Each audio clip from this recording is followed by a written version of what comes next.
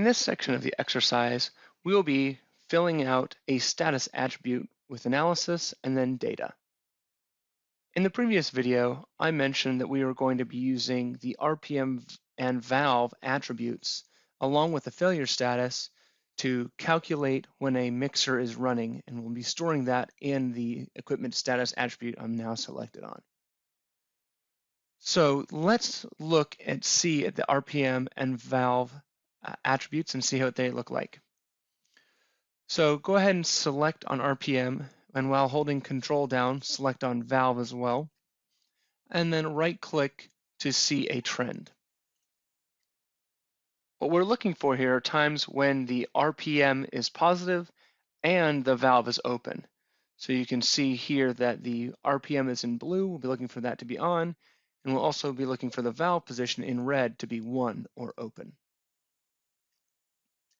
So if we go ahead and close out of this, we'll see right now that we do have an equipment status attribute that's point created, but we have yet to write anything to it. We also can note that the value type of this is equipment status. This keys us into the fact that this is an enumeration set. So if we go over to library, then we look under enumeration set, we can see here an equipment status enumeration set. So when we make our analysis, we'll want to make sure that we output 0, 1, or 2 for the corresponding states, idle, running, or failure. Now let's navigate back to our mixer 1, to the elements, and now what we'll do is we'll go ahead and create a new analysis here on the Analysis tab, and we'll go ahead and call it Mixer Running Status.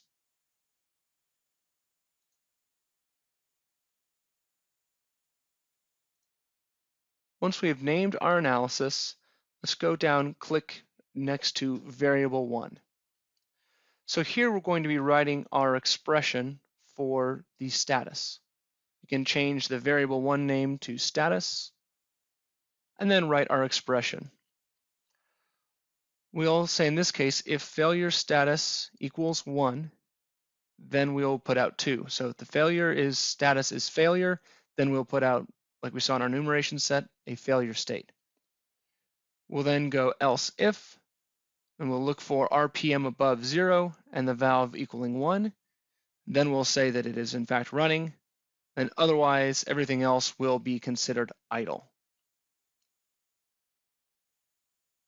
So once that is typed in, we'll go ahead and map the output to the equipment status attribute that we already made. We'll leave the scheduling option as event triggered. And last but not least, we can click the evaluate button to see if we get any good results. Once that's done, we can go ahead and hit the check-in button at the top toolbar to save our changes. Once we do that, the analysis will run and hopefully show running a green check mark if no error is present. So as it now stands, the expression is only available for mixer 1. So if we want to do this on all mixers, we need to right-click our mixer running status analysis and choose the convert to template option. Now this has applied it to the mixer template, so now all mixers will have a status. Once that's done, you can check in, and now our calculations should be applied to all 4 mixers. So since we just checked in the analyses, data is not backfilled yet for this attribute. Only going forward will it have data. So we are going to backfill it ourselves. So on the bottom left-hand side, go ahead and navigate to the Management section of PySystem Explorer. Once we're there, we'll go ahead and click on the left-hand side. There's a green plus, which is a way for us to make a new search to find our mixing running status and analyses.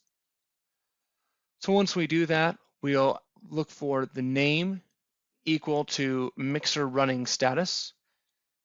Once we create that search, we should see then 4 mixers with the analyses on each of them. In the top left of the main browser, you can then check the checkbox at the top left, which will select all analyses.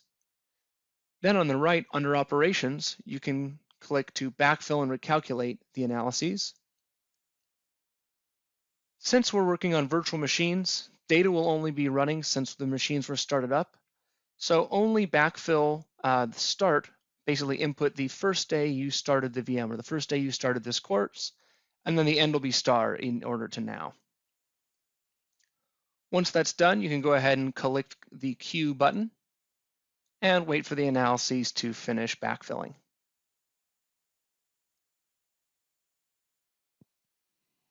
Once they're done backfilling, we can confirm that it was successful by looking at the equipment status attribute on the different mixers. So in PySystem Explorer, go ahead and navigate back to the Elements pane. And let's go look at Mixer 1.